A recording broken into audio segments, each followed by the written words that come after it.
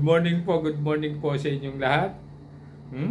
Ito po si Rolly Ocampo ng RCO Marikina Vlogger. Meron po akong paalala sa inyo o isang babala. Meron na namang isang company ng cryptocurrency investment na nag-o-offer ng mataas na percentage para kumita.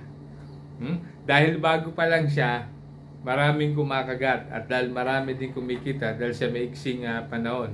Imagine ninyo na kumikita ang pera nyo within 7 days ng almost 30% at 60% at 105% yung ino-offer niya. Grabe. So wala hong katotohanan yan. So umpisa lang po yung gagana. After 2 months, pagka na-reach niya na, yung gusto niyang kitain, sabihin na natin maka 100 million na ang kanyang naiipon, sorry na yung aabutan na yun. Kasi ang sistema po niyan, mag-uumpisa yan sa maliit na amount. Sa 5,000, 10,000, 20,000, pakikitain kayo niyan. O 20,000. So, sila yung mga taong magpapatotoo sa business na yan, na kumikita talaga ng malaki.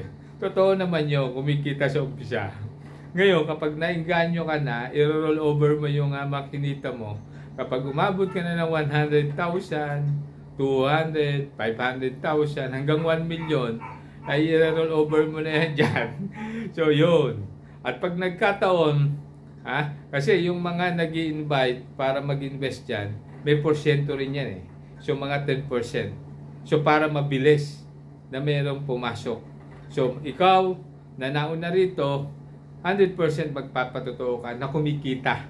Legit. Totoo yun, kumikita. Pero unang-una, tingnan nyo, ito ba legit? Yung company na to. Unang-una, hindi siya registered sa SEC.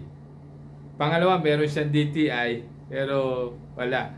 Isipin nyo na lang po, Isipin nyo na lang. Paano siya kikita ng malaki?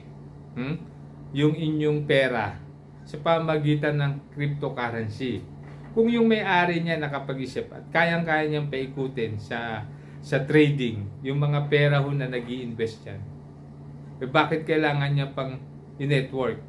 Bakit kailangan niya pang maraming mag-invest? Di siya na lang umutang siya sa bangko at kahit milyon at kung talagang totoong kumikita yung pera na yun. Di ba?